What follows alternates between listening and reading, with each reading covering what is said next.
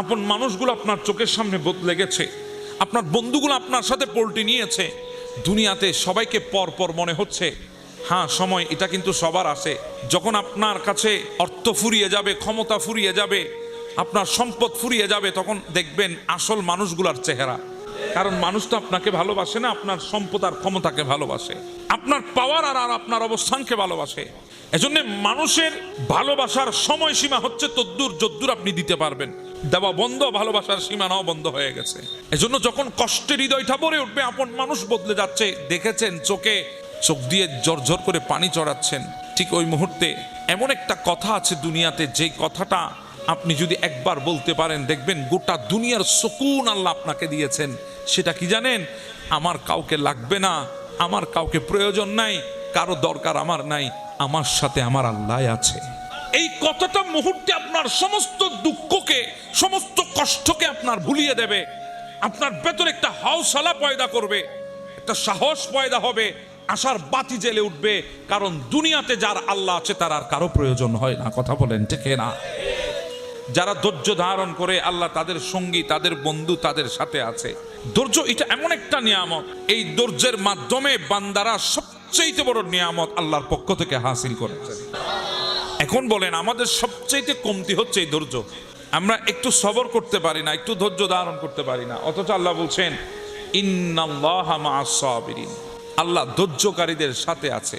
এখন প্রশ্ন আরেকটা, আল্লাহ সাহায্য নেওয়ার সময় দুইটা থেকে নেওয়াইছেন, একটা সবর থেকে নেওয়াইছেন আর একটা নামাজ থেকে নেওয়াইছেন, কিন্তু থাকার বেলায় শুধু বলছেন আপনি সবরকারীদের সাথে আছেন। তার কারণ কি? তার কারণ আমার আল্লাহ কুরআনুল কারীমের আয়াত যদিও বা নবী পাক আলাইহিস সালামের উপরে নাযিল করেছেন, কিন্তু আল্লাহর এই কালামুল্লাহ শরীফের মধ্যে আল্লাহ রব্বুল আলামিন পৃথিবীর সৃষ্টি থেকে শুরু করে পৃথিবীর সমাপ্তি পর্যন্ত, খাতেমা পর্যন্ত, জান্নাতি জান্নাতে যাবে, জাহান্নামী জাহান্নামে যাবে, ওই পর্যন্ত আল্লাহ পাক গোটা সব কিছুর বর্ণনা যেই কালামুল্লাহ শরীফের মধ্যে দিয়েছেন, সেটাকে বলা হয় কোরআনুল কারীম। এজন্য দেখেন আল্লাহ বলছেন ইন্নাল্লাহা মাআস সাবিরিন, আল্লাহ ধৈর্যকারীদের সাথে আছে। সাহায্য চাওয়ার সময় নেওয়া হয়েছে দুইটা জিনিস থেকে, একটা সবর আর একটা সালাত। আর থাকার বেলায় বলছেন আমি ধৈর্যকারীদের সাথে আছি। কারণ পৃথিবীর বুকে অনেক নামাজি আছে, অনেকেই ইবাদত বন্দেগী করবে, কিন্তু ধৈর্য সবার ভেতরে থাকবে না, ধৈর্য সবাই রাখতে পারবে না। এজন্য আল্লাহ পাক বলছেন ইন্নাল্লাহা মাআস সাবিরিন, আমি ধৈর্যকারীদের সাথে আছি। বরঞ্চ আল্লাহ পাক রব্বুল আলামিন আমাদেরকে ইঙ্গিত দিচ্ছেন 61 হিজরি কারবালার ময়দানে ইমামে আলী মকাম সৈয়দুশ শুহাদা ইমামে হুসাইন আলাইহিস সালামের যেই হালত ছিল কারবালাতে, ওই হালতের বর্ণনা আল্লাহ পাক এই আয়াত দিয়ে আমাদেরকে দিয়েছেন। কারণ ওই হালতে 61 হিজরি 10ই মুহররম দুইটা তাবু ছিল, দুই তাবুর মধ্যে কলমা ছিল, দুই তাবুর মধ্যে নামাজ ছিল, দুই তাবুর মধ্যে ইকামত ছিল, দুই তাবুর মধ্যে আযান ছিল, দুই তাবুর মধ্যে তেলাওয়াত ছিল, দুই তাবুর মধ্যে কিয়াম ছিল, দুই তাবুর মধ্যে রুকু ছিল, দুনো তাবুর মধ্যে তাশাহুদ ছিল, দুনো তাবুর মধ্যে সিজদা ছিল, সব পরিপূর্ণ। বরঞ্চ হুসাইনের তাবু থেকে ইয়াজিদের জামাত আরো বড় ছিল, 22,000-এর তাদাতের জামাত। আর ইমামে আলী মকাম ইমাম হুসাইনের জামাত ছিল মাত্র 72 জনের। নামাজ এদিকেও আছে, নামাজ ওইদিকেও আছে, ইকামত এদিকেও আছে, ইকামত এদিকেও আছে, তেলাওয়াত এখানেও আছে, তেলাওয়াত এখানেও আছে, সব দিকে বরাবর ইবাদত সমানভাবে আছে। কিন্তু কারবালার ময়দানের মধ্যে যদি জিজ্ঞাসা করা হয়, হে কারবালার আহলে কারবালা, যারা কারবালার ময়দানে উপস্থিত হয়েছেন, এই ময়দানে নামাজ তো ইয়াজিদের কাছেও ছিল, নামাজ তো হুসাইনের তাবুতেও আছে, কিন্তু কারবালার ময়দানে সবর কার সাথে আছে? তখন কারবালার ময়দান থেকে আওয়াজ আসবে 3 দিন পানি নাই, সবর হুসাইনের কাছে আছে, 3 দিন খানা নাই, সবর হুসাইনের কাছে আছে, 3 দিন তাবুর ভেতরে কোনো খানা পিনা ছাড়া, সাহারি ইফতার ছাড়া অনাবরত রোজা রেখে সবর ধারণ করেছে। একদিকে আলী আকবরের লাশ, হোসাইন সবরে আছে, একদিকে কাসেমের লাশ, হোসাইন সবরে আছে, একদিকে মুহাম্মদের আহমদের লাশ, হোসেন সবরে আছে, একদিকে আব্বাস আলম বরদারের লাশ, হোসেন সবরে আছে, একদিকে জাফরের লাশ, হোসেন সবরে আছে, একদিকে উসমানের লাশ, হোসেন সবরে আছে, একদিকে আব্দুল্লাহর লাশ, হোসেন সবরে আছে। এইভাবে লাশের উপর লাশ, রক্তের উপর রক্ত রেখে যিনি ধৈর্য ধারণ করেছে কারবালার ময়দানে, এজন্য আল্লাহ 63 হিজরির ঘটনাকে আমার আল্লাহ অনেক আগে কোরআনে বর্ণনা দিয়ে বলেছেন, এই দুনিয়ার মানুষ ইন্নাল্লাহা মা'আস সাবিরিন, আমি আল্লাহ সবরকারী হোসাইনের সাথেই আছি। সুবহান। আজকে কত মানুষ আমাদের সমাজে আছে মানুষের কথার আঘাতের জর্জরিত হয়ে, অসহায় হয়ে নীরবে চোখের পানি ফেলে। অনেক মানুষ আছে আপনার কথার আঘাতে কষ্ট পাওয়ার পরও আপনার সামনে মিথ্যা হাসি দিয়ে আপনার সামনে থেকে অভিনয় করে চলে যায়, আপনি বুঝতে পারেন না। কারণ আপনি তো আপনার ধ্যানে আছেন, আপনি তো মনে করেছেন কয়েকটা কথা বলে দিতে পারলেই হইল, আমার বাহাদুরি প্রকাশ হয়ে গেছে। অথচ আপনি জানেন না আপনি মানুষটার হৃদয় ভেঙেছেন। যে মানুষটার হৃদয় আপনি ভেঙেছেন, ওই মানুষটা যদি আল্লাহর দরবারে আপনার জন্য একবার যদি বিচার দেয়, আপনার অবস্থা কেমন হবে আপনি একবার চিন্তা করেন। কারণ দুনিয়াতে মানুষের হৃদয় ভাঙার চাইতে বড় অপরাধ পৃথিবীতে আর কোনো অপরাধ নাই। কথা বলেন ঠিক এরা? এত বড় অপরাধ দুনিয়ার বুকে মানুষের হৃদয় ভাঙা। আমরা যখন কথা দিয়ে মানুষের হৃদয় ভাঙি, আপনি হয়তো জানেন না কথা এসেছে, আপনি বলে দিয়েছেন, আপনার এই কথার আসর ওই বান্দাটার উপরে এমন ভাবে পড়েছে। অনেক ভাই আছে ডিপ্রেশনে পড়ে, সে চিন্তিত হয়ে টেনশনে পড়ে, সে নিজের জীবন পর্যন্ত আত্মহত্যা করতে প্রস্তুত হয় শুধু আপনার কিছু কথার কারণে। আপনি যখন কথাগুলো বলেন আপনি নিজেও ভেবে বলেন না আমি কি বলছি, আমার জুবান দিয়ে কি বের হচ্ছে। কিছু কথাগুলো কদ্দুর গিয়ে আঘাত করছে, যেই বান্দার কান পর্যন্ত পৌঁছেছে ওই বান্দায় ভালো জানে, যেই বান্দার দিল ভেঙেছে ওই বান্দায় ভালো জানে। এমনও দুনিয়াতে আমরা আজকে বসবাস করছি যেখানে কথা দিয়ে মানুষের সংসার ভাঙা হয়, যেখানে কথা দিয়ে মানুষের কি ভাঙা হয়, সংসার ভাঙা হয়। অথচ আপনার একটা কথায় সংসার টিকে যায়, সেখানে আপনি কথা উল্টো বলে সংসার ভেঙে দিয়েছেন, আবার নিজে নিজে প্রাউড ফিল করেন আমার কথায় সব হয়। মনে রাখবেন একদিন জুবান থাকবে, কথা কিন্তু আর জুবান দিয়ে বের হবে না। সময় আসবে একদিন, এত বেশি বলার চেষ্টা করবেন না। এমন সময় আপনি দেখার চেষ্টা করবেন না, বেশি বলার কারণে একদিন সময় আসবে হয়তো বলতেও পারবেন না, জুবান থাকবে হয়তো কথা বের হবে না। আপনি মনে করছেন আপনার শরীরের শক্তিতে কথা বের হচ্ছে, না রে ভাই, আপনার শরীরের শক্তিতে কথা বের হয় না। এটা হচ্ছে সবচেয়ে ভুল ধারণা। আপনার শরীরের শক্তিতে যদি কথা বের হতো তাহলে দুনিয়াতে কোনো বুবা মানুষ থাকতো না। কারণ যারা বুবা তাদের শক্তি আমাদের চাইতে বেশি। তো কথা কোত্থেকে বের হয়? কথা এখান থেকে আসে না, কথা ওখান থেকে আসে। আর আমি আমার ভাইদেরকে বলি, মানুষের কথায় কি আসে যায়? মানুষের কথায় কি আসে যায়? মানুষ তো ওই মানুষ, যেই মানুষ আমি মরার পরে আমার মেজবানে এসে বলবে খাওয়ার পরে তরকারিতে লবণ হয় নাই। এজন্য মানুষের কথায় কান দিবা না, তুমি তোমার দিলের কথা শোনো। তোমার দিল তোমাকে কি বলছে, তোমার ঈমান তোমাকে কি বলছে, তোমার গায়রত তোমাকে কি বলছে। তোমাকে দিয়ে কি হবে দুনিয়া জানে না, তুমি জানো। তুমি হ্যাঁ, তোমাকে জানতে হবে। কারণ তুমি যখন তোমার ব্যাপারে যখন দৃঢ় হবা, দয়া করবেন কে? কে করবেন? আল্লাহ করবেন। আল্লাহ দয়া এমনি এমনি আসবে না। নিজেকে নিয়ে আগে নিজে তৈরি হও, নিজেকে প্রস্তুত করো নেওয়ার জন্যে। তোমার কাছে নেওয়ার মতো জায়গা নাই, সেখানে যদি তুমি বলো আমাকে কিছুই দেয় না, তাহলে এটা সবচেয়ে বড় ভুল কথা।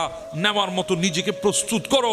যখন নিজেকে প্রস্তুত করবে আল্লাহর দয়া নেওয়ার মতো, সেদিন আল্লাহ এমনভাবে দয়া করবে তুমি রাখার জায়গাও পাবা না।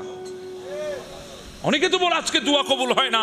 আমি বলি ভাই, তোমার দোয়া কবুল হয় না তুমি বুঝলা কেমনে? তোমার দোয়া যদি কবুল আল্লাহ না করতে চাইতেন তাহলে তোমাকে তো প্রত্যেকটা দিন আল্লাহর দরবারে হাত তোলার তৌফিকও দিত না। তুমি প্রত্যেকটা দিন দোয়া করার জন্য হাত তুলছো, তার মানে আল্লাহ চায় তোমার দোয়া কবুল করার জন্য। হ্যাঁ, সময়টা প্রয়োজন, সময় কখন সঠিক সেটা আমার চাইতে জানেন বেশি আমার রব। যেদিন সঠিক সময় আসবে সেদিন আমার রব আমার ইচ্ছা পূরণ করে দেবেন।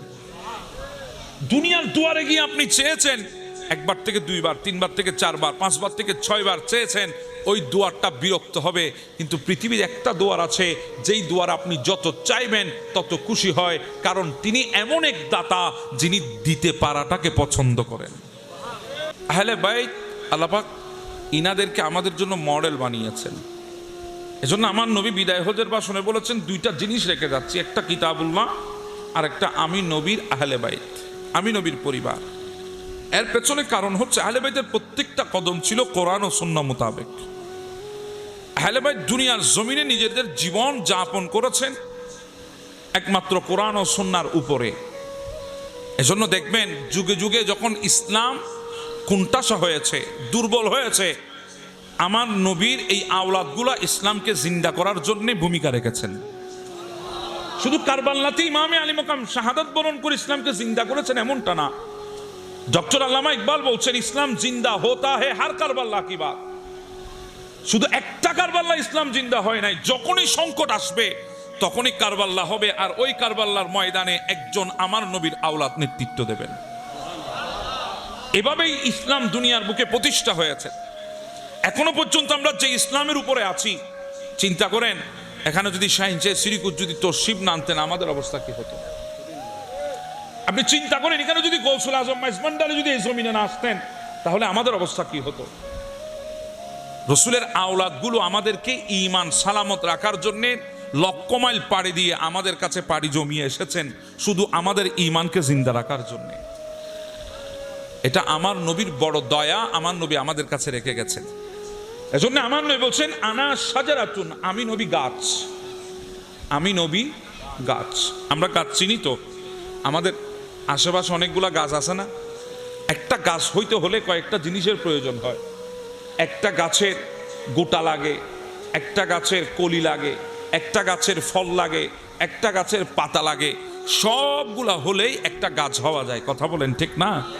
আমার নবী বলছেন আনা শাজারাতুন, আমি নবী গাছ। নবী নিজেকে গাছ বলেছেন। এরপরে আমার নবী বলছেন ওয়া ফাতেমাতু হামলুহা, ফাতেমা হচ্ছে ওই গাছের কলি। সুবহানাল্লাহ। যে গাছটা আমি নবী সেই গাছের কলি হচ্ছে ফাতেমা। ওয়া আলিউন লিকাউহা, আলী হচ্ছে ওই গাছের গোটা। সুবহানাল্লাহ। আমি নবী গাছ, কলি হচ্ছে ফাতেমা, আর গোটা হচ্ছে আলী। এখন গাছও এসেছে, কলিও এসেছে, গোটাও এসেছে, এখন শুধু অপেক্ষা ফলের। কথা বলেন ঠিক না? আমার নবী বলছেন আল হাসানু ওয়াল হুসাইনু সামারুহা, হাসান হোসাইন হচ্ছে ওই গাছের ফল। আর একটু জোরে বলেন না সুবহানাল্লাহ। গাছ আমার নবী, কলি ফাতেমা, গোটা আলী, আর ফল হচ্ছে হাসনাইনে কারিমাইন। এরপরে আমার নবী বলছেন ও দুনিয়ার মানুষ শোনো, আপনারাও কেন এতক্ষণ বসে আছেন? আপনাদের জন্য আমার নবী পুরস্কার ঘোষণা করেছেন ওয়াল মুহিব্বুনা আহলাল বাইতি ওয়ারাকুহা, যারা আমার আহলে বাইতকে মোহাব্বত করবে এরা হবে ওই গাছের এক একটা পাতা।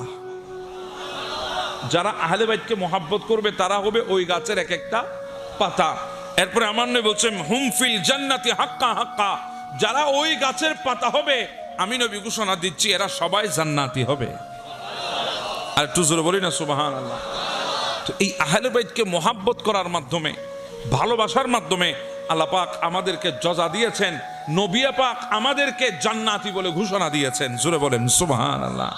সে আহলে বাইতের মোহাব্বতের প্রয়োজন আছে না নাই? একটা কথা, দুনিয়ার বুকে এমন একজন ব্যক্তি ছিলেন, নাম ছিল রাবি বিন সুলাইমান। রাবি বিন সুলাইমান, হযরত রাবি, ইনার জিন্দেগিতে একটা আশা ছিল, ইনি একবার হলেও ইনি আল্লাহর ঘর খানায়ে কাবা তাওয়াফ করবেন। ওনার জিন্দেগির একটা তামান্না। আমাদের অন্তর আছে না নাই? জীবনে আছে না নাই? আমরাও চাই আমরা একবার খানায়ে কাবা যাব। এটা আমাদের আশা, মুমিনের একটা জীবনের ইচ্ছা। এটা যদি পূরণ হয় মুমিনের তেমন আর কোনো আশাই থাকে না। কথা বলেন ঠিক না? হযরত রবি বিন সুলাইমান, ইনারও একটা আশা, উনি জিন্দেগিতে একবার হলেও আল্লাহর ঘর তাওয়াফ করবেন। খেয়ে না খেয়ে উনি টাকা জমিয়েছেন, পই পই করে টাকা জমিয়েছেন, একটা একটা করে টাকা জমিয়েছেন। অনেক সময় খেয়েছেন, অনেক সময় উপোস করেছেন। উনি টাকা জমিয়েছে, জিন্দেগির একটা স্বপ্ন, উনি আল্লাহর ঘর খানায়ে কাবা যাবে, নবী পাক আলাইহিস সালামের রওজায়ে আকদাস জিয়ারত করবেন। এই আশা নিয়ে ওনার ভেতরে তামান্না জেগেছে। উনি একটা একটা করে টাকা জমিয়েছেন। অনেক বছর হয়ে গেল, মোটামুটি টাকাও জমে গেছে। উনি টাকাগুলা নিয়ে ওনার ভাই, যিনি ওনাদের এলাকা থেকে হজের কাফেলা পরিচালনা করে, আমাদের এখানে কেউ হজে যাইতে চাইলে আমাদের এখানে কিছু কাফেলা আছে না, আমরা ওনাদের সাথে যোগাযোগ করি, ওনাদের সাথে কথা বলি, এরপরে আমরা ওনাদের সাথে কাফেলার মাধ্যমে আমরা হজে যাই। তখন এমন ব্যবস্থা ছিল, যিনি হজের কাফেলা পরিচালনা করতেন ওনার ভাই ওনার কাছে গিয়ে বলে, ভাইজান আমার কিছু টাকা জমেছে, আমি এই টাকাগুলো আপনাকে দিচ্ছি, আপনি আমাকে এবছর আপনার সাথে একটু হজে নিয়ে যাবেন। হাতে টাকা তুলে দিয়েছেন, হজের মৌসুমে চলে আসছেন, সবাই রওনা হয়েছেন। তখন তার উন্নত মানের গাড়ি বাহন এগুলো ছিল না, ওঁট, ঘোড়া, গাদা এগুলোর উপরে বাহন আরোহণ করে সবাই হজের উদ্দেশ্যে রওনা হন। ইনারাও রওনা হয়েছেন, আস্তে আস্তে কুফা শহরে এসেছেন।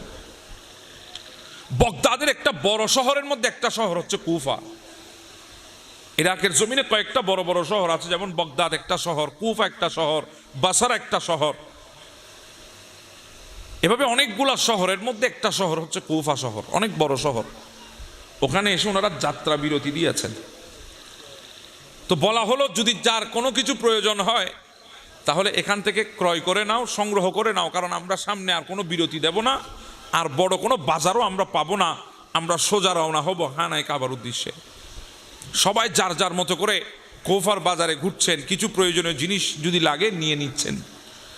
রাবি ইনিও কাফেলা থেকে আলাদা হয়ে রাস্তা ধরে হাঁটছেন। কদ্দূর যাওয়ার পর ইনি দেখছেন একজন মহিলা হাতের মধ্যে একটা ছুরি নিয়ে একটা মৃত প্রাণীর গোশত কাটছে, মৃত প্রাণীর গোশত কেটে থলের মধ্যে নিচ্ছেন। আচ্ছা বলেন, এরকম দৃশ্য যদি আমরা দেখি আমাদেরও একটু অবাক লাগবে কি লাগবে না? কিরে, মৃত প্রাণীর গোশত! কুফা এখানে বেশিরভাগ মানুষ মুসলমান, মুসলমানের জন্য মৃত প্রাণীর গোশত খাওয়া হালাল না হারাম? হারাম। তাহলে এখানে এই মহিলা গোশত দিয়ে কি করবে? হায় আল্লাহ, না জানি কোন সরাইখানার মধ্যে নিয়ে গিয়ে, হোটেলে নিয়ে গিয়ে মানুষকে খাওয়ায়, আল্লাহ ভালো জানে। হযরতের রবি ইনি ওনাকে ফলো করা আরম্ভ করলেন। যদিও বা কোনো মুমিনকে ফলো করা, তার পিছু নেওয়া শরীয়তে জায়েজ নাই, কিন্তু রবি বলেন আমি জানি, কিন্তু এরপর আমি পিছু নিলাম, কারণ ওই মহিলা না জানি এই মরা প্রাণীর মাংসগুলা কাকে খাওয়াচ্ছে, কোনো মুমিন মুসলমানকে খাওয়াচ্ছে কিনা এটা দেখার জন্য, অনুসন্ধানের জন্য আমি পিছনে নিয়েছি। রওনা হয়েছে, যেতে যেতে একটা বিরাট মকামের কাছে গেলেন, ঘরের দরজায় গিয়ে আঘাত করলেন ওই মহিলা। আঘাতের পর ভেতর থেকে কয়েকজন মেয়ে বের হয়ে ঘরের দরজা খুলে দিল। ওই মহিলা ঘরের ভেতর প্রবেশ করলেন।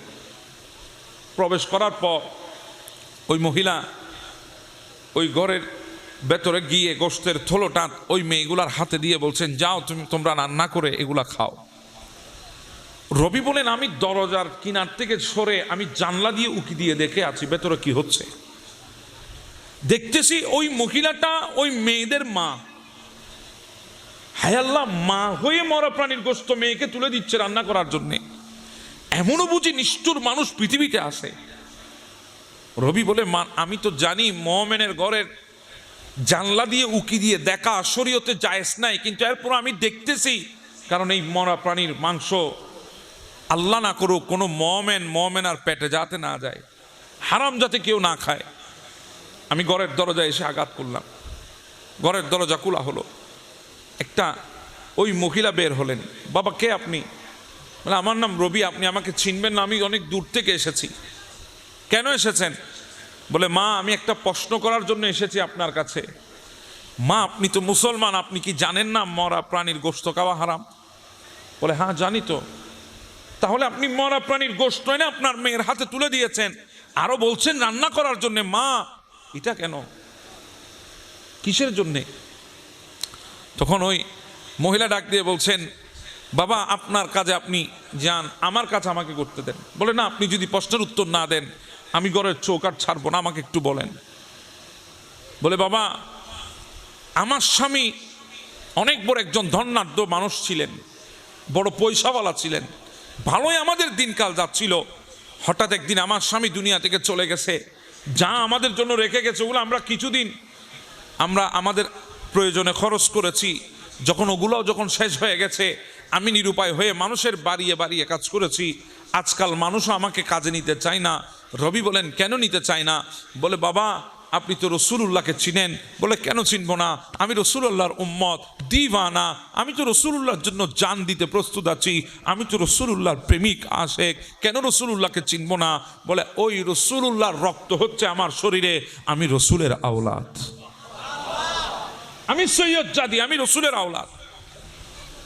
আমরা তো না খেয়ে মরে যেতে পারবো, কোনো যাকাত ফিতরা সদকা এগুলো আমরা খাইতে পারবো না। আমাদের উপর হারাম করেছেন কে?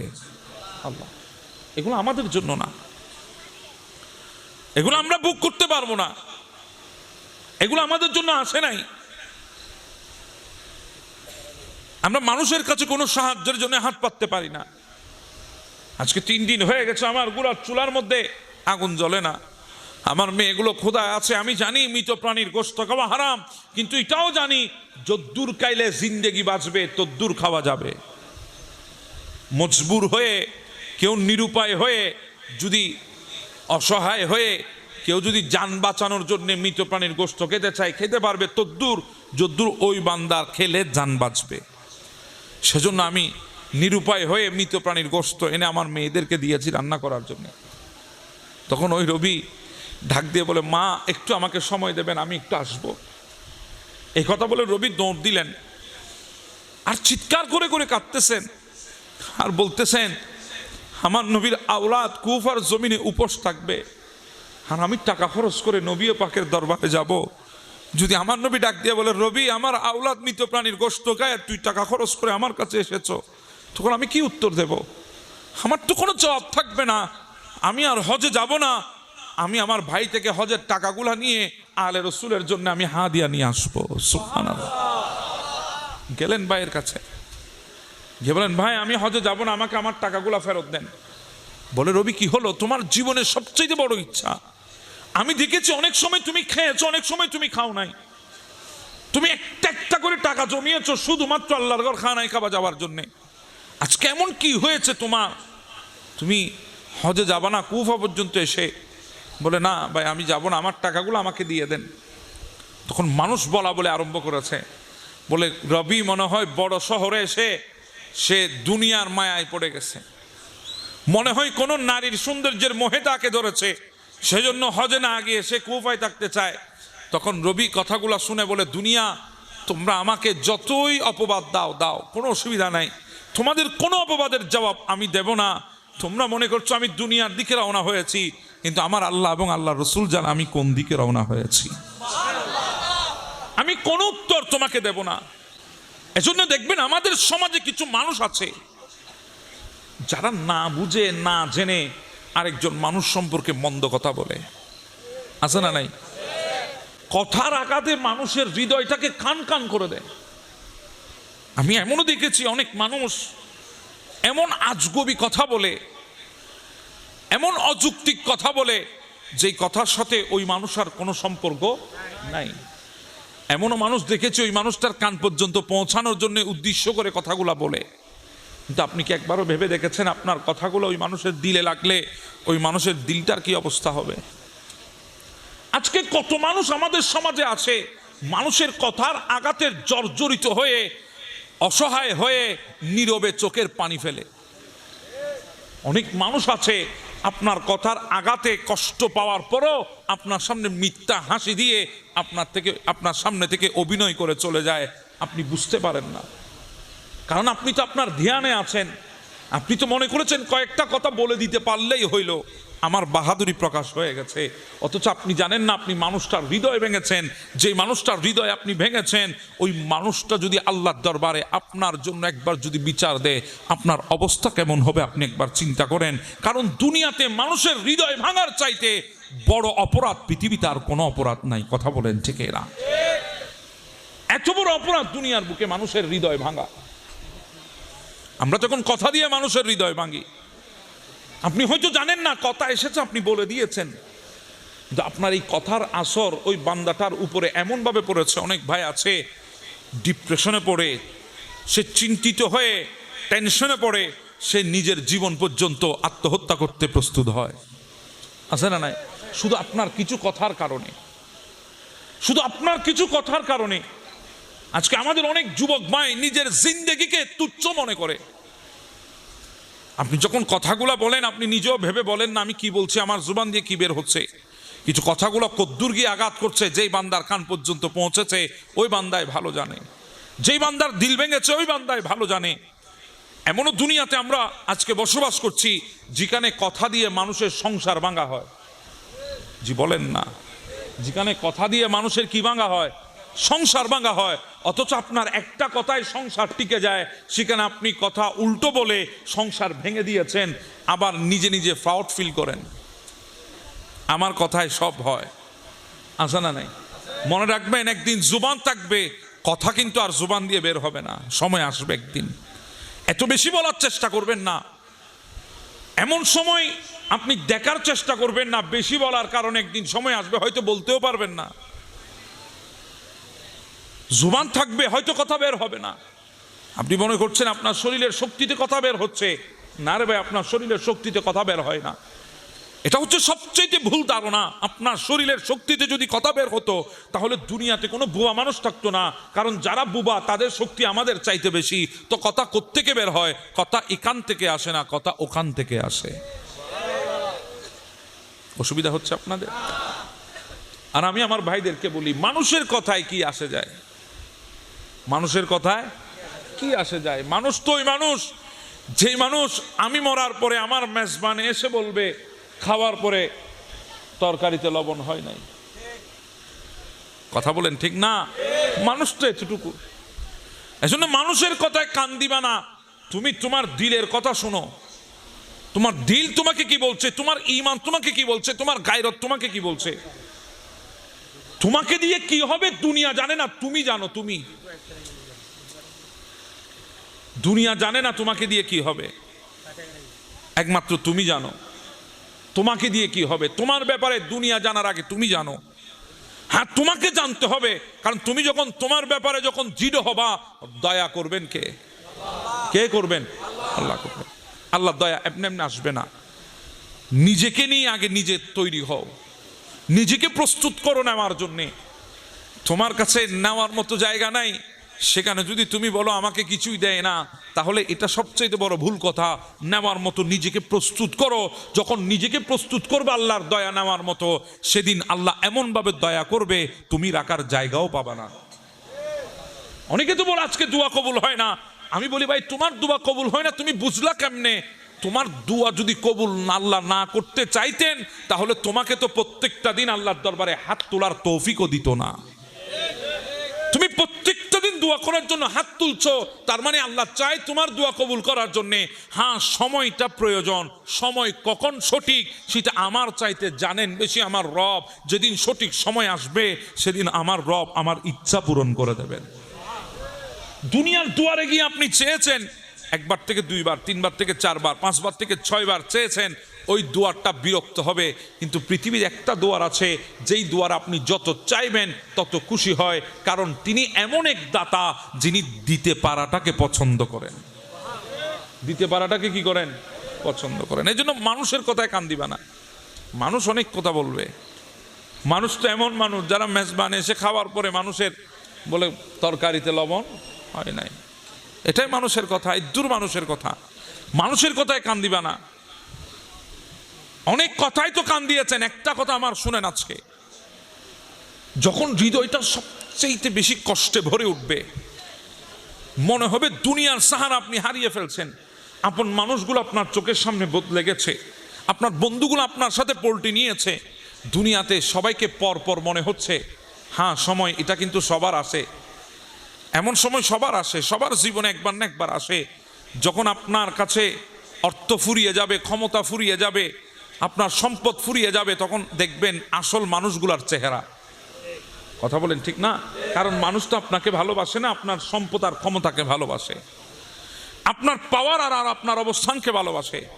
এজন্য মানুষের ভালোবাসার সময়সীমা হচ্ছে তদ্দুর যদ্দুর আপনি দিতে পারবেন। দেওয়া বন্ধ, ভালোবাসার সীমানাও বন্ধ হয়ে গেছে।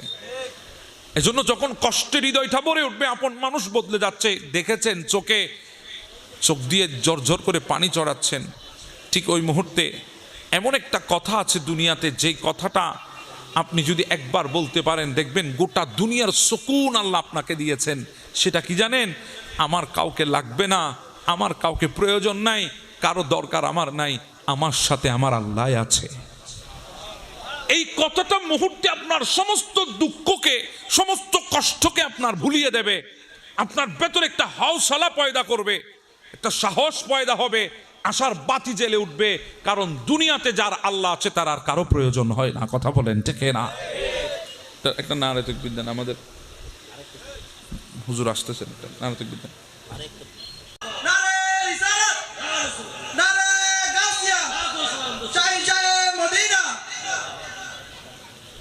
সবাই বলি মারহাবা, আর একটু আওয়াজে বলি না মারহাবা।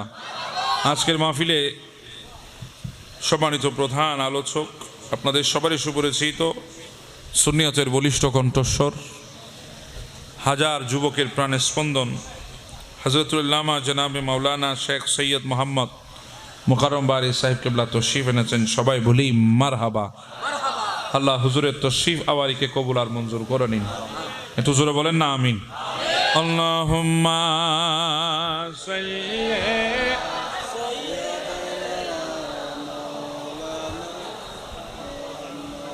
ওয়ালা আলাইহি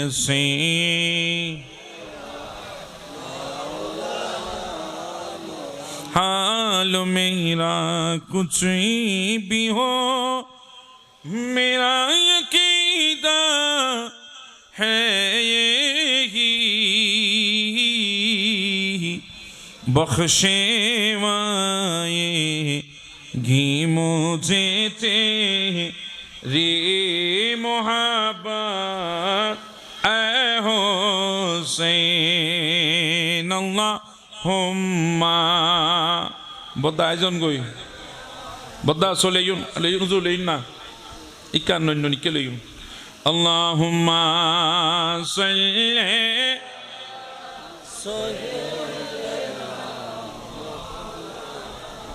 মুহাম্মাদ ওয়া আলা আলিহি সাইয়্যিদ না হাবিবে বাখানা না হাবিবে লইন নিকে লইন আলি রাইতু কি গাল বেশি দেন করে আরা तेरे कुर्बानी ने जिंदा कर दिया इसी लामों को, वो रहेगा ताअबाद तेरी बदौलत ऐ हुसैन। अल्लाहुम्मा सल्ली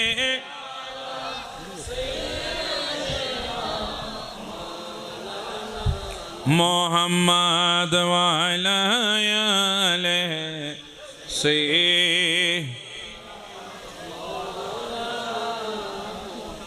সবাই একটু আমার দিকে। মানুষ হরেক রকমের কথা বলছে। রবি বলে তোমরা বলতে থাকো, তোমাদের কথাগুলো আমার নেওয়ার কোনো প্রয়োজন, কারণ আমার দিলের খবর জানেন কে? আমার দিলের খবর একমাত্র আল্লাহ জানেন। এজন্য মানুষের কথায় কখনো কান দেবেন না।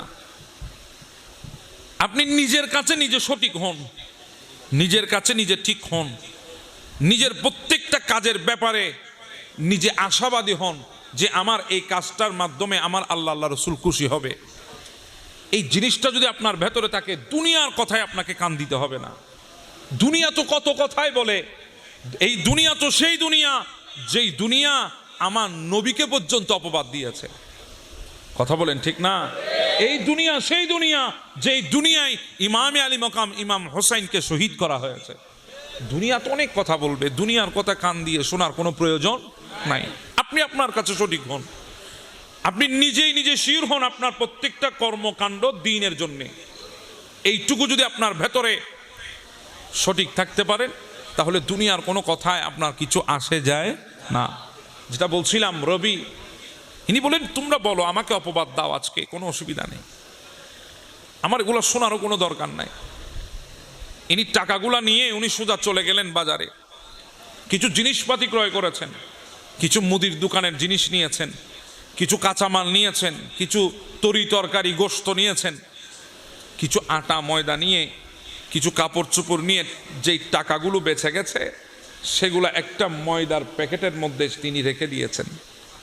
গাঠটিগুলো বানিয়ে নিজের কাঁধের উপর তুলে ইনি রওনা হয়েছেন আলে রসুলের ঘরের দিকে। রওনা হয়ে ঘরের দরজায় আঘাত করে ভেতর থেকে আওয়াজ হয়, কে? বলে আমি হচ্ছি রবি। মা দরজাটা খুলেন, আওয়াজ দেয়, ও রবি, আর বারবার আমাদের দরজায় আসো না, কারণ আমাদের কাছে ইজ্জতটা ছাড়া তো আর কিছুই নাই। তুমি যদি বারবার আসো মানুষ তো বিভিন্ন কথা বলবে, আল্লাহর ওয়াস্তে আর আসিও না, তুমি চলে যাও। বলে মা আমি চলে যাবো, আর আসবো না, আজকে একটু প্রয়োজনে আপনার কাছে এসেছি, একটু করে আপনি দরজাটা খুলেন, আমি একটা কথা বলে আমি চলে যাব, আর জিন্দেগিতে আপনার দরজার চৌকাটে আমি আসবো না। দরজা খোলা হলো, রবি কাঠ থেকে গাঠটিগুলা নামালেন, দেখছেন একটা গাঠটির মধ্যে কিছু বাজার, আরেকটা গাঠটির মধ্যে মাংস, আরেকটা গাঠটির মধ্যে কিছু কাপড়, আরেকটা ময়দার প্যাকেট, সেখানে হাত দিয়ে দেখে কিছু টাকাও আছে। তখন জিজ্ঞাসা করা হলো, রবি এগুলা কোত্থেকে? বলে মা আমি হাদিয়া এনেছি আপনাদের জন্য, আমার পক্ষ থেকে হাদিয়াটা কবুল করেন না। তখন ওই আলে রসুলের সৈয়দ জাদিরা দৌড় দিয়ে এসে বলে, মা এগুলা কি? বলে রবি তোমাদের জন্য হাদিয়া এনেছে। আলে রসুলের তিনজন সৈয়দ জাদি, তিনজন আলে রসুল, তিনারা এসে বলছেন, মা এগুলা কে এনেছে? বলে রবি হাদিয়া এনেছে। রবি এনেছে? বলে হ্যাঁ। খুলে দেখছেন, এক একটা খুলে দেখার পরে বলে, মা এগুলা পরে ভেতরে নিয়ে যাব, আগের রবি বিন সুলাইমানের জন্য আল্লাহর দরবার একবার হাত উঠাবো। তিনজন সৈয়দ জাদির মধ্যে একজন হাত উঠাই দিয়েছেন। হাত উঠাই বলে, আল্লাহ রবি হজে যাওয়ার জন্য এসেছে, আল্লাহ তোমার নবীর আওলাদকে মোহাব্বত করে হজে যায় নাই, আল্লাহ তুমি রবি বিন সুলাইমানের হজকে কবুল করে নাও। আমিন। রবি বলে দ্বিতীয় সৈয়দ জাদি হাত উঠিয়েছে, বলে আল্লাহ রবি অনেক কষ্ট করে টাকা জমিয়েছেন, এই বছর হজে যাওয়ার জন্য রওনা হয়েছে, আল্লাহ তুমি এই বছরই রবি বিন সুলাইমানের হজকে কবুল করে নাও। তৃতীয় সৈয়দ জাদি হাত উঠিয়েছেন, আল্লাহ রবি বিন সুলাইমান তোমার নবীর আওলাদকে এত বেশি মোহাব্বত দেখিয়েছে, গোটা জিন্দেগির আশাকে কুরবান দিয়ে আমাদেরকে ইজ্জত করেছে, এহতেরাম করেছে, আল্লাহ শুধু এক বছর না, কিয়ামত পর্যন্ত রবি বিন সুলাইমানের হজকে তুমি কবুল করতে থাকো। সুবহানাল্লাহ। রবি বলে আমার চোখ দিয়ে পানি চলে এসেছে। সৈয়দ জাদিদের দোয়া নিয়ে আমি চলে আসলাম, চিন্তা করি ঘরে যাব না, মানুষ তো টানা দেবে, তুমি হজ করতে গিয়ে আবার ফেরত আসলা কেন, এত প্রশ্নের জবাব কে দেবে? ঘরে যাব না, আমি কুফার জমিনে থাকবো, যখন হজের কাফেলা আসবে তাদের সাথে একত্রিত হয়ে আমি বাড়ির দিকে রওনা হব। রবি অনেক কষ্ট করে কুফার জুমা মসজিদের খাদেমের চাকরি নিলেন, সারাদিন মসজিদের খেদমত করতেন, যা পেতেন সেগুলো দিয়ে চলতেন, এইভাবে তিনি দিন পার করছিলেন। হজের মৌসুম শেষ হয়েছে, হাজিরা আস্তে আস্তে করে কাফেলা কুফার জমিনে প্রবেশ করছে। সবাই খবর দিল, আয় কুফাবাসী, আল্লাহর ঘরের মেহমানরা আসতেছে। তখন সবাই দূর দিয়ে হাজিদেরকে দেখার জন্য গেছে, কারণ ওই চেহারাটা দেখার জন্য যাচ্ছে যেই চেহারাটা আল্লাহর খানায় কাবা দেখেছে, ওই চোখটাকে দেখার জন্য যাচ্ছে যেই চোখটা আল্লাহর খানায় কাবা দেখেছে, ওই পাটাকে দেখার জন্য যাচ্ছে যেই পাটা আল্লাহর মতাফে পড়েছে, ওই পাটাকে দেখার জন্য যাচ্ছে যেই পাটা সাফা মারওয়া সাই করেছে, ওই পাটাকে দেখার জন্য যাচ্ছে যেটা আরাফা মেনা মুজদালিফায় হেঁটেছে, ওই হাতকে স্পর্শ করার জন্য যাচ্ছে যেই হাত আল্লাহর খানায় কাবার গিলাফ ধরেছে, যেই হাত মাকাম ইব্রাহিম ধরেছে, যেই হাত মুলতাজিম ধরেছে, যেই হাত আসর হাজর আসওয়াদ ধরেছে, যেই হাত নবী পাক আলাইহিস সালামের রওজায়ে আকদাস ধরেছে, ওই হাতটা, ওই মানুষটা, ওই চেহারাটা, ওই চোখটা দেখার জন্য মানুষ বেকুল হয়ে ছুটা আরম্ভ করেছে। সবাই জমায়েত হয়ে গেছে, একত্রিত হয়ে গেছে সবাই, আহলান সাহলান মারহাবা। আমাদের সমাজেও সেগুলো এক সময় ছিল, কথা বলেন ঠিক না? হাজিরা হজ থেকে আসলে মানুষ দেখতে যাইতেন, অনেক সময় হাজিরা যাওয়ার সময় সবাই মিলে ওনাদেরকে আগিয়ে দিতেন, কথা বলেন ঠিক না? এখন তো হতে যার হত্যা ইয়ের কোনো খবর। আমরা দিনকে ইজি বানিয়ে ফেলেছি, কথা বলেন ঠিক না? আল্লাহ আমাদেরকে বোঝার তৌফিক দান করুক। আপনারা রাগ করতেছেন আমার সাথে? হযরতে রবিও গেলেন, আসতেছে হজের কাফেলা, ঢুকতেছে কুফার জমিনে।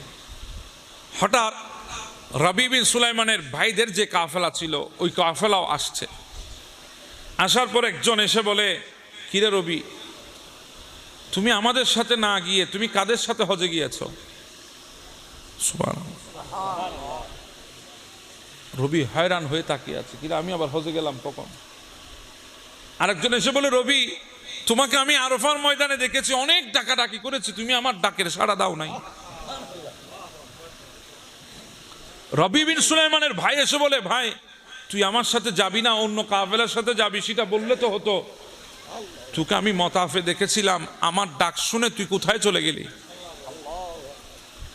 আরেকজন এসে তো সব শেষ করে দিয়েছে, একটা বিরাট ডালা নিয়ে এসে বলে, রবি, আমি যখন বাবু সালামের কিনারায় দাঁড়ানো ছিলাম, তুমি যখন ঢুকছিলা, রসুল করিমকে সালাম দেওয়ার জন্য তোমার হাতে ডালা ছিল, তুমি আমাকে বলেছো, ভাই ডালাটা রাখো, আমি একটু সালাম দিয়ে আসি। এই কথা বলে যে গেলা, আর তো আইলা না। আমি তোমার ডালাটা আমানত হিসাবে গ্রহণ করে এটা বহন করতে করতে আমি শেষ, আর পারবো না, তোর ডালা তুই নেই। রবি বলে, আমি তো অবাক, এগুলো কি হচ্ছে? আমি রবি জানি না এগুলো কি চলতেছে, আমার কোনো ধারণাই নাই। আমি চিন্তিত হয়ে আমি রাতের বেলায় ঘুমাতে গেলাম। হঠাৎ ঘুমের মধ্যে দেখতেছি আল্লাহর পেয়ারা মাহবুব আমার ঘুমের মধ্যে তশরিফ এনেছে। হ্যাঁ, নবী যখন তশরিফ এনেছে, দুনিয়া মিথ্যা হতে পারে, আমার নবীর ঘুমের স্বপ্নের মধ্যে তশরিফ আওয়ারই মিথ্যা হতে পারে। ইমাম বুখারী বলছেন, মান রানি ফিল মানামি ফাকাদ আল হক, কেউ যদি ঘুমের মধ্যে আমার নবীকে দেখে তাহলে আমার নবীকেই দেখেছে। এটাই সবচাইতে বড় বাস্তব, এটার মধ্যে অবাস্তব নাই। আমার নবী তশরিফ এনেছেন। রবি, বেশি রহস্যময় লাগছে তোমার কাছে, রবি বেশি কঠিন মনে হচ্ছে তোমার কাছে পরিস্থিতি, কিছু বুঝে উঠতে পারছো না। রবি, তোমার কি মনে নাই আমার প্রথম সৈয়দ জাদি কি দোয়া করেছে? তুমি আমার আলকে মোহাব্বত দেখিয়েছো, আমার আওলাদকে মোহাব্বত করেছো, আল্লাহ তোমাকে জাযা দেবে না এমনটা হতে পারে না। আমার সৈয়দ জাদি কি দোয়া করেছে তুমি জানো না, তোমার মনে নাই? বলে, ইয়া রাসূলুল্লাহ, হ্যাঁ মনে আছে। কি দোয়া করেছে? আপনার সৈয়দ জাদি বলেছেন, আল্লাহ যেন এই বছর আমার হজকে কবুল করে। রবি, কি বুঝতেছো? আল্লাহ তোমার এই বছর হজকে কবুল করে নিয়েছে। রবি, আমার দ্বিতীয় সৈয়দ জাদি কি দোয়া করেছে তোমার মনে নাই? বলে, আছি ইয়া রাসূলুল্লাহ। কি দোয়া করেছে? বলে, আল্লাহ তুমি রবি বিন সুলাইমানের এই বছর হজকে কবুল করো, এই বছরে হজকে কবুল করো। ও রবি, আল্লাহ তোমার শেকেলের একজন ফেরেশতা বানিয়ে দিয়েছে, ওই ফেরেশতা তোমার হয়ে মতাফে তাওয়াফ করেছে, তোমার হয়ে আল্লাহর খানায়ে কাবা ধরেছেন, হাজর আসওয়াদে চুমা দিয়েছে, মুলতাজিমে চুমা দিয়েছে, খাতিমে নামাজ পড়েছে, মিজাবে রহমতের নিচে দাঁড়িয়েছে, মকাম ইব্রাহিমকে মুসল্লা বানিয়েছে, জমজম পান করেছে, সাফা মারওয়া সাহি করেছে, আরাফা মেনা মুজদালিফায় অবস্থান করেছে, জমারায় পাথর নিক্ষেপ করেছে, আমি নবীর দরবারে সালাম দিয়েছে। এরা যেগুলা তোমাকে দেখছে বলছে, এগুলা তোমার ওই শেকেলের ফেরেশতাকে দেখেছে। ও রবি, আরেকটা সুসংবাদ নিয়ে যাও, আমার তৃতীয় সৈয়দ জাদি কি দোয়া করেছে মনে আছে? বলে, হ্যাঁ মনে আছে। কি দোয়া করেছে? আল্লাহ যেন কিয়ামত পর্যন্ত আমি রবি বিন সুলাইমানের হজকে কবুল করে। ও রবি, এবার সুসংবাদ নাও, আল্লাহ তোমার শেকেলের একজন ফেরেশতা বানিয়েছে, ওই ফেরেশতা প্রত্যেক বছর হজের মৌসুমে তোমার পক্ষ হয়ে আল্লাহর ঘর হজ করবে। সুবহানাল্লাহ। শুধু আলে রাসূলের মহব্বতের কারণে। আলে রাসূলের মহব্বত এত দামি আমাদের জন্য। আলে রাসূলের মহব্বতে অনেকে অনেক কিছু ছেড়ে দিয়েছে। আমি যদি বলি আপনাদেরকে, আপনাদের অবাক লাগবে। হযরতে যায়েনব বিনতে ফাতেমা, ইনাদেরকে যখন কয়েদি বানিয়ে যখন সুখ হামিদিয়া বাজারে প্রবেশ করানো হলো, দামেস্কে ইয়েজিদের দরবারে নিয়ে যাওয়া হচ্ছে, দামেস্কের শহরে প্রবেশদ্বারে যে একটা বাজার আছে, সুখ হামিদিয়া বাজার, যায়েনব বিনতে ফাতেমার হাতের মধ্যে বেরি, পায়ের মধ্যে বেরি। আল্লাহ, আলে রাসূলকে বেরি লাগানো হয়েছে। আমি জানি না আসমান কি অবস্থা করেছে তখন, কারণ যাদেরকে আল্লাহ বলেছেন ইন্নামা ইউরিদুল্লাহু লিইউযহিবা আনকুমুর রিজসা আহলাল বাইতি ইউতাহিরুকুম তাদহীরা, যাদের পবিত্রতার জন্য আল্লাহর এরাদা হয়েছে তাদের হাতের মধ্যে বেরি লাগিয়েছে। আমি জানি না আসমানের অবস্থা কেমন। এসেছেন সুখামিদিয়া বাজারে, তাদেরকে তো গোটা কুফা থেকে শুরু করে দামেস্ক পর্যন্ত পরিচয় করিয়ে দিয়েছে বাগী হিসাবে, সালতানাতের বিদ্রোহী হিসাবে, খলিফার দুশ্মন হিসাবে ইনাদেরকে পরিচয় করিয়ে দিয়েছে। কেউ তো জানে না ইনারা যে আহলে রসুল। দামেস্কের বাজারে যারা পুরুষ ছিল তারা ঘর থেকে বের হয়ে এসেছে, এতগুলা সরে পাক কাদের গুলা, এই মহিলাগুলা কে কয়েদি হয়ে এসেছে, কি মহিলারা ছাদের উপর উঠেছে। ওঠার পরে হঠাৎ এক মহিলা ইনাদের জন্য কয়েদিগুলার জন্য নাস্তা পাঠিয়েছেন, পানি পাঠিয়েছেন, নাস্তা পানি আনা হয়েছে, কাপড় পাঠিয়েছেন, ভালো কাপড়, মেহমানদারি করানো হচ্ছে। হযরত জাইনাব বিনতে ফাতেমা বলছেন, এই দামেস্কের অধিবাসীরা কে আমাদেরকে মেহমানদারি করতেছে? বলে আমাদের যিনি মুনিবা তিনি মেহমানদারি করছে। বলে তাকে ডেকে নিয়ে আসো, সে না আসা পর্যন্ত মেহমানদারি কবুল করবো না। ডেকে আনা হলো। একজন গুজো বৃদ্ধ মহিলা হাতে লাঠি নিয়ে গুজো দিয়ে হাঁটছে, সোজা হয়ে দাঁড়াতে পারে না। এসেছে জয়নব বিনতে ফাতেমার কাছে। আসার পর বলছেন, মা আমি আপনাদের মেহমানদারি করতেছি। বলে মা আপনি কে? বলে দুনিয়া আমাকে ফিজ্জা নামে চিনে, তবে আমার নাম হচ্ছে মাইমুনা। আমার নাম মাইমুনা। আপনি আমাদেরকে এত মেহমানদের কেন দেখাচ্ছেন? বলে আজকের দিনটার জন্য আমি আল্লাহর দরবারে হাজার ফরিয়াদ করে রেখেছি, আল্লাহ আজকের দিনটা না আসা পর্যন্ত তুমি আমাকে দুনিয়া থেকে নিয়ে যাইও না, কারণ আমার মা সৈয়দা খাতুনে জান্নাত আমাকে ওসিয়ত করেছে আজকের দিনের জন্যে। কি বলেন? বলে হ্যাঁ। যদি একটু ভেঙে বলেন। বলে আমি হাবশের রাজাদের মধ্যে একটা রাজার আমি মেয়ে ছিলাম, রাজকুমারী ছিলাম আমি। কে জানি এসে আমার কানের মধ্যে আওয়াজ দিয়েছে, রসুলুল্লাহর হুসনের কথা আমাকে শুনিয়েছে, রসুলুল্লাহর নবুয়তের কথা আমাকে শুনিয়েছে। আমি রসুলুল্লাহর প্রেমে পড়ে গেছি। আমি আমার সালতানাত ছেড়ে দিয়েছি, রাজ দরবার ছেড়ে দিয়েছি, বাবাকে নিয়ে আস্তে আস্তে আমি দামেস্কে চলে আসলাম। দামেস্কে আসার পর আমি শুনি আমার নবী মক্কা থেকে মদিনায় চলে গেছে। আমি দামেস্ক থেকে বাবাকে নিয়ে আমি মদিনার পথে রওনা হই। মদিনায় যাওয়ার পরে আমি শুনতে পাই আমার নবী মদিনায় নাই, আমার নবী মদিনার শহরের বাহিরে গেছে সফরের মধ্যে। আমি যখন মানুষের কাছে জিজ্ঞাসা করলাম, মানুষ আমাকে উত্তর দিল আর জানতে চাইলো কী জন্য এসেছেন আপনি, কোত্থেকে এসেছেন? বলে আমি এসেছি আল্লাহর নবীর হাতে হাত দিয়ে কলমা পড়ে মুসলমান হওয়ার জন্যে। মানুষ আমাকে বলে আল্লাহর নবী নাই, তাতে কি হয়েছে? আল্লাহর নবীর কলিজার টুকরা খাতুনে জান্নাত সৈয়দা তো আছে, আপনি তার কাছে যান। উনি বলেন আমি গেলাম আমার সৈয়দা ফাতেমাতুজ জহরার কাছে। হায় আল্লাহ, আমি জিন্দেগিতেই প্রথম দেখেছি আসমানের পূর্ণিমার চাঁদ আমার সামনে বসে আছে। আমি আর জিন্দেগিতে দেখি নাই। আমার সৈয়দার চেহারা দেখে আমার দিলের মধ্যে পরিবর্তন এসেছে। আমি সৈয়দার হাতে হাত দিয়ে কলমা পড়ে মুসলমান হলাম। আমার নবী তশরিফ এনেছে কিছুদিন পরে। আমার নবী আমাকে ডেকেছেন, আমার নবী আমার কথা শুনেছেন, আমার নবী আমার কথাটা শুনে আমাকে নাম দিয়েছেন ফিজ্জা। নাম দিয়েছেন কি? ফিজ্জা। কারণ আমি চাঁদি বানাতে পারতাম, এজন্য আমাকে নাম দেওয়া হলো ফিজ্জা। ওই দিন থেকে দুনিয়া মাইমুনাকে ভুলে গেছে, ফিজ্জাকে মনে রেখেছে। রসুলুল্লাহর জুবানের বরকতে একদিন হযরতে সৈয়দা খাতুনে জান্নাত ফাতেমাতুজ জহরা আমার নবীর দরবারে এসে দাওয়াত দিয়েছেন, ইয়া রাসূলুল্লাহ আজকে আমার ঘরে আপনি মেহমান হবেন রাতের বেলায়। আমার নবী মাগরিব পড়ে উনি সৈয়দার দাওয়াতে, খাতুনে জান্নাতের দাওয়াতে ওনার ঘরের চৌকাটে গেলেন। আমার নবীকে ইস্তেকবাল জানিয়ে ভেতরে আমার নবীকে নিয়ে গেলেন, খানা পেনার ইন্তজাম করেছেন, আমার নবী খেয়েছেন, কবুল করেছেন। আমার নবী দোয়া করে চলে গেলেন। পরের দিন হযরতে মাওলা আলী শের হুদা এসে বলে, হুজুর ইয়া রাসূলুল্লাহ আপনি তো খাতুনে জান্নাতের দাওয়াতে গতকাল গিয়েছিলেন, আজকে আমার দাওয়াতে একটু আসবেন না? সুবহানাল্লাহ নকইবেন, আজকে একটু আমার দাওয়াতে আসেন না? আমার নবী বলছে ঠিক আছে আমি আসবো। মাগরিব পড়ে আমার নবী তশরিফ নিলেন। খানাফিনার ইন্তজাম হয়েছে, আমার নবী খানাফিনা কবুল করেছেন, দোয়া করেছেন, আমার নবী চলে এসেছেন।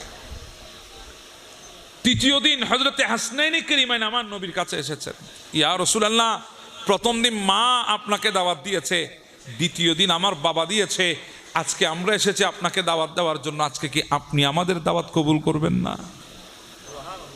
আমার নবী বলছেন, হে আর আমার হাসনাইনে কারিমাইন, তোমরা বললে আমি কবুল করবো না এমনটা তো হতে পারে না, আসবো ইনশাআল্লাহ। আমার নবী মাগরিব পরে তশরিফ নিলেন, খানাফিনা কবুল করেছেন, আমার নবী চলে এসেছেন দোয়া করে। পরের দিন আমার নবী চতুর্থ দিন নামাজ পড়ে মাগরিবের আমার নবী সুজা খাতুনে জান্নাতের ঘরে আসলেন।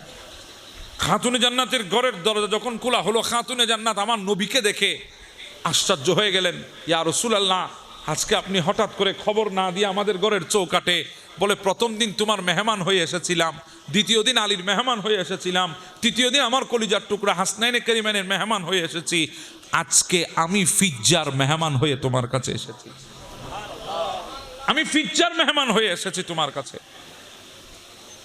খাতুনে জান্নাত দূর দিয়ে ফিজ্জাকে জিজ্ঞাসা করে, আই ফিজ্জা, তুমি আমার রসুলকে দাওয়াত করেছো, আমাকে বলো নাই কেন? বলে, আমি তো দাওয়াত করি নাই, আমি তো জানি না। খাতুনে জান্নাত এসে আমার নবীকে বললেন, ইয়া রাসূলুল্লাহ, ফিজ্জা তো আপনাকে দাওয়াত করে নাই। বলে, ফিজ্জা করে নাই, আমি যখন মাগরিব পড়ে মসজিদে নববী থেকে বের হয়েছি, আল্লাহ জিবরিলকে পাঠিয়েছে, জিবরিল এসে বলে, ইয়া রাসূলুল্লাহ, আপনি ফাতেমাতুজ জাহরার দাওয়াতে গিয়েছেন, আলীর দাওয়াতে গিয়েছেন, হাসনাইনে কারিমাইনের দাওয়াতে ওনাদের ঘরে গিয়েছেন, আজকে আল্লাহ চায় আপনি ফিজ্জার মেহমান হয়ে ওনাদের ঘরে তশরিফ নেবেন। সুবহানাল্লাহ। আলে রাসূলের মুহাব্বতের কারণে একজন হাবশের রাজকুমারী, ওনাকে মোহাব্বত করছেন কে? আল্লাহ। খাতুনে জান্নাতের ঘরে উনি খেদমত করতেন ফিজ্জা। আর খাতুনে জান্নাত তো এমন খাতুনে জান্নাত, এত ইনসাফ আদল ওনার কাছে ছিল, একদিন উনি কাজ করলে আরেকদিন ফিজ্জা কাজ করতেন, লাগাতার ফিজ্জাকে কাজ করতে দিতেন না। এটাকে বলা হয় ইনসাফ। এখন তো আমাদের ঘরে চাকর বাকর থাকলে, কোনো কাজের মানুষ থাকলে আমরা তো বাস সবগুলো উঠাই দিয়ে বসে থাকি, আর গ্লাসটাও ধরতে পারি না হাতে, শুধু বাকিটাকে খাওয়াই দেওয়া। কথা বলেন ঠিক না? আর বাকি সব করতে হয়, আছে না নেই? আপনারা কি রাগ করতেছেন আমার সাথে? এটাই তো সত্য, বাস্তব আমাদের সমাজে চলছে। খাতুনে জান্নাত ফিজ্জার কাছে গেলেন, ফিজ্জা এখন কি হবে, রাসূলুল্লাহ কি দিয়ে মেহমানদারি করব? ফিজ্জা বলেন, মা আপনি চিন্তা করবেন না, আপনি রাসূলুল্লাহর সাথে সঙ্গ দেন, আমি ব্যবস্থা করতেছি। এই কথা বলে ফিজ্জা জায়নামাজটা বিছিয়ে আল্লাহর দরবারে হাত তুলেছেন, আল্লাহ তোমার নবী তশরিফ এনেছে, আল্লাহ আমার মেহমান হয়ে এসেছে, আল্লাহ আমার থেকে তো অকাত নাই তোমার নবীকে মেহমানদারি করব। আল্লাহ তুমি আমার পক্ষ থেকে নবীকে দাওয়াত দিয়ে এনেছো, আল্লাহ আমি তোমার দরবারে হাত তুলেছি, আল্লাহ তুমি আমার পক্ষ থেকে সমস্ত কিছুর ব্যবস্থা করে দাও। ফিজ্জা এই কথা বলতে বলতে মোনাজাত এখনো শেষ হয় নাই, দেখছে রান্নাঘরের এক পাশে কিছু রান্না করা গোশত আর রুটি চলে এসেছে, ধোঁয়া উঠতেছে গরম গরম। খাতুনে জান্নাত দৌড়ে এসে দেখে কিছু খানা পিনা চলে এসেছে। ফিজ্জা, এত তাড়াতাড়ি এগুলো কোত্থেকে ব্যবস্থা করেছো? বলে, আমি তো ব্যবস্থা করি নাই, যিনি আমার পক্ষ থেকে দাওয়াত দিয়ে রাসূলুল্লাহকে এনেছে তার পক্ষ থেকে ব্যবস্থা হয়ে গেছে। আমার নবী ডাক দিয়ে বলে, ফাতেমা এত কথা বলো না, নিয়ে এসো খানা, দস্তরখান বিছিয়ে দাও। আরে শোনো, ঈসা রূহুল্লাহর উম্মতের জন্যে, বনি ইসরাইলের উম্মতের জন্য যদি আসমান থেকে যদি জান্নাতি খাবার আসতে পারে, আমার ফাতেমার খাদেমা ফিজ্জার জন্য কেন আসতে পারবে না?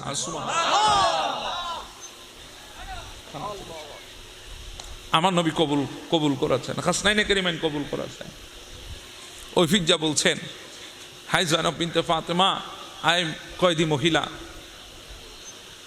আমি আমার জিন্দেগির হায়াত খাতুনে জান্নাতের দরবারে কাটিয়েছি, আমার বাবাকে বলেছি আমি আর যাব না, আমি আমার বাকি হায়াতটা খাতুনে জান্নাতের কদমে কাটাবো। এভাবে আমি ছিলাম। একদিন হঠাৎ আল্লাহর পেয়ারা নবী দুনিয়া থেকে চলে গেছে, গোটা দুনিয়া অন্ধকার হয়ে গেছে।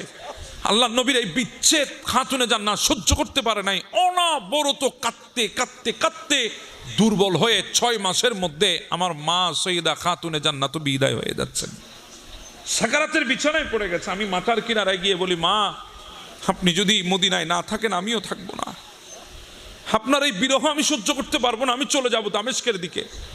মা আমাকে একটা ওসিয়ত করেন, আমি আমার জিন্দেগি দিয়ে ওই ওসিয়ত পালন করব।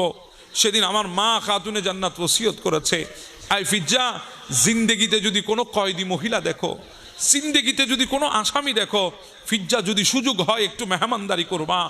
ও কয়েদি মহিলা, আজকে আমি আমার মা খাতুনে জান্নাতের ওসিয়ত পালন করতে পেরেছি। আমি অপেক্ষা করে বসেছিলাম কখন একটা আমি কয়েদি মহিলার কাফেলা দেখব, আমার খাতুনে জান্নাতের ওসিয়ত আমি পালন করব। আল্লাহর দরবারে দোয়া করতাম, ওসিয়ত পালন না করার আগে দুনিয়া থেকে উঠাইও না। এইভাবে আমি অপেক্ষা করছিলাম। আজকে আল্লাহ আমার ওসিয়ত, আমার খাতুনে জান্নাতের ওসিয়ত পালন করার তৌফিক আমাকে দিয়েছে। এই কথা বলতে বলতে তখন সৈয়দা জয়নব বিনতে ফাতেমা ডাক দিয়ে বলে, আই ফিজ্জা, আপনার জিন্দেগিতে কোনো আখের ইচ্ছা আছে? বলে, হ্যাঁ, আমার জিন্দেগিতে একটা আখের ইচ্ছা আছে। বলে, কি ইচ্ছা? বলে, আমার জিন্দেগির আখেরি তামান্না হলো, আমি যখন সৈয়দার ঘরে ছিলাম, ওনার ছোট ছোট 3 জন সন্তান ছিল, একজন ইমামে হাসান, একজন ইমামে হোসেন, একজন জয়নব বিনতে ফাতেমা। আমি ইনাদেরকে খেলা দিতাম, ইনাদের সাথে খেলাধুলা করতাম, ইনাদেরকে দেখভাল করতাম। আমি শুনেছি হযরত ইমাম হাসানকে 20 পানে শহীদ করেছে, কিন্তু ইমাম হোসেন এখনো আছে, জয়নব বিনতে ফাতেমা এখনো আছে। আমার আখির ইচ্ছা হচ্ছে আমি একটু হায়াতে আমি তাদেরকে একটু দেখব, তাদের চেহারার জিয়ারত করব। তখন সৈয়দা জয়নব বিনতে ফাতেমা নেকাব তুলে দিয়ে ডাক দিয়ে বলে, ও ফিজ্জা, আমার দিকে তাকাও, আমি জয়নব বিনতে ফাতেমা। আর ওই বড় যে মাথা মুবারকটা দেখতেছো সুন্দর, ওটা আমার ভাই হুসাইনের মাথা। এই কথা শুনে ফিজ্জা ডাক দিয়ে বলে, আল্লাহ, আমার সৈয়দা বুঝি নিজের সন্তানদেরকে মেহমানদারি করার জন্য আমাকে ওসিয়ত করেছে। এই কথা বলে তিনি বেহুশ হয়ে গেছেন জমিনের মধ্যে। আলে রসুলের মোহাব্বত দামি করে দিয়েছেন। আজকে গোটা দুনিয়া ফিজ্জাকে স্মরণ করছে শুধু আলে রসুলের মোহাব্বতের কারণে। কথা বলেন ঠিক না? এজন্য আমি বলবো, জিন্দেগি করেন আলে রসুলের নকশ কদমে, জিন্দেগি করেন, জিন্দেগি দামি হয়ে যাবে, দাম বেড়ে যাবে জিন্দেগির, যদি আলে রসুলের কদমে যদি জিন্দেগি সুপর্দ করতে পারেন। হ্যাঁ, দুনিয়াতে এমন মানুষও ছিল, বড় পালোয়ান মানুষ ছিল, দুনিয়া জুনাইদ নামে তাকে চিনত, কিন্তু আলে রসুলের কদমে যখন নিজের ইজ্জত আজমত সব বিসর্জন দিয়েছে, আজকে দুনিয়া ওনাকে জুনাইদ বুগদাদি হিসাবে চিনেন। দুনিয়া আজকে ওনাকে আল্লাহর মকবুল বান্দাদের মধ্যে একজন হিসাবে ওনাকে চিনেন, আল্লাহর ভেলায়তের আকাশে একজন তারকা হিসাবে ওনাকে চিনেন, শুধু আলে রসুলের মোহাব্বতের কারণে। কথা বলেন ঠিক না বেঠে? এজন্য আমার নয় বলেন, ইলজামু মাওয়াদ্দাতান আহলাল বাইত, তোমরা লাজেম করে নাও নিজেদের জিন্দেগিতে আহলে বাইতের মোহাব্বতকে, আবশ্যক করো তোমাদের এই জিন্দেগিতে আহলে বাইতের মোহাব্বতকে আবশ্যক করে নাও। যদি তোমরা তোমাদের জিন্দেগিতে আহলে বাইতের মোহাব্বতকে যদি আবশ্যক করতে পারো, এই মোহাব্বত রেখে যদি দুনিয়া থেকে যদি বিদায় হতে পারো, আল্লাহ পর্যন্ত যদি পৌঁছাতে পারো, আমার নয় বলেন, শুনে রাখো, আমি এবং আমার আহলে বাইত তোমাদের জন্য শাফাত করে তোমাদেরকে জান্নাতে প্রবেশ করাবো। কি অসুবিধা হচ্ছে আপনাদের? আমি এবং আমার আহলে বাইত তোমাদের জন্য শাফাত করব, সুপারিশ করব তোমাদেরকে, যদি আহলে বাইতকে মোহাব্বত করে করে যদি দুনিয়া থেকে বিদায় হতে পারো। বাস একটা কথা বলেছেন, ইলজামু মাওয়াদ্দাতান আহলাল বাইত ফাইন্নাহু মান লাকিয়া আল্লাহ আযজা ওয়া জাল্লা, এইটুকুর মধ্যে যদি আল্লাহ পর্যন্ত পৌঁছাতে পারো, অর্থাৎ দুনিয়া থেকে যদি বিদায় হতে পারো, ওয়া হুয়া ইউআদুনা দাখালাল জান্নাহ বিশাফাআতিনা, আমি আমার আহলে বাইত তোমাদের জন্য সুপারিশ করে তোমাদেরকে জান্নাতে প্রবেশ করাবো। সুপারিশ করে দেখবো এটা বলে নাই, সুপারিশ করে দেখবো আল্লাহ তোমাদেরকে জান্নাত দেবে কিনা এ কথা বলে নাই। বলেছেন ওয়া হুয়া ইউআদুনা দাখালাল জান্নাহ বিশাফাআতিনা, আমি এবং আমার আহলে বাইত তোমাদেরকে সুপারিশ করে জান্নাতে প্রবেশ করাবো। এরপরের কথাটা আমার নবী বড় শক্ত বলেছেন। আমার নবী বলছেন, ওয়াল্লাযী নাফসি বিআইদিহি, সেই সত্তার কসম। আচ্ছা বলেন, আমাদের কসম আর আমার নবীর কসমের মধ্যে তফাৎ আছে না নাই? আমরা তো এখন কথায় কথায় কসম, কথায় কথায় কসম, আছে না নাই? আমাদের মা বোন তো আরো পারদর্শী, কথায় কথায় আল্লাহ বিল্লাত আল্লাহ, আছে না নাই? এটা আওয়াজ দিয়ে বলেন, আছে না নাই? আল্লাহুম্মা সাইয়্যিদিনা মা। আপনাদের অসুবিধা হচ্ছে? একটু মহাব্বতের দরুদ পড়তে পারবো তো ইনশাআল্লাহ? আমার নবী বলছেন, মা মিন আহাদিম ইউসাল্লিমু আলাইয়া ইল্লা রাদ্দুল্লাহি আলাইয়া রুহি হাত্তা আরুদ্দা আলাইহিস সালাম। জোরে বলেন সুবহানাল্লাহ। নবী পাকের চেহারা সবসময় আল্লাহর কুদরতের চেহারার জিয়ারতে থাকেন। আমার নবী বলে, যখন আমার উম্মত আমার উপর দরুদ পড়ে, আমার আল্লাহ আমার চেহারাকে উম্মতের দিকে ফিরাইয়ে দেন। একটু জোরে বলেন না সুবহানাল্লাহ। শুধু উম্মতের দিকে আমার চেহারা ফিরান, আমি উম্মতকে দেখে এমনটা না। যখন উম্মত আমাকে সালাম দেয়, হাত্তা আরুদ্দা আলাইহিস সালাম, যখন উম্মত আমাকে সালাম দেয় আমি নবী সালাম শুনি এবং সালামের উত্তর দিই। একটু জোরে বলবেন না সুবহানাল্লাহ। তাহলে এই মুহূর্তে আমার নবীর হাদিস মোতাবেক আমার নবী আমাদের সালাম শুনছেন, কথা বলেন ঠিক না? আমার নবী আমাদের দিকে তাকিয়ে আছেন, কথা কোন ঠিক না? তাহলে আমরা নবী পাকের উপর একটু মহাব্বতে দরুদ পড়তে পারবো তো ইনশাআল্লাহ? জি বলেন না, পারবো তো ইনশাআল্লাহ? আর আমরা যেই তরিকতকে বিশ্বাস করি, যেই মুর্শিদে কেরিমের দামান আমরা ধরেছি, আমার মুর্শিদ আমাদেরকে সবক দিয়েছেন দিন শুরু হবে দরুদ দিয়ে। একটু জোরে বলবেন না সুবহানাল্লাহ। ফজর বেলায় দরুদ শরীফের 100 বারের সবক আছে না নাই? কারণ দরুদ এটা এমন একটা ইবাদত, আল্লাহর দরবারে সমস্ত ইবাদত কবুল হওয়ার পেছনে কন্ডিশন আছে, কিন্তু এমন একটা ইবাদত দরুদে পাক যেটা আদায় করার সাথে সাথে আল্লাহর দরবারে কবুল হয়ে যায়।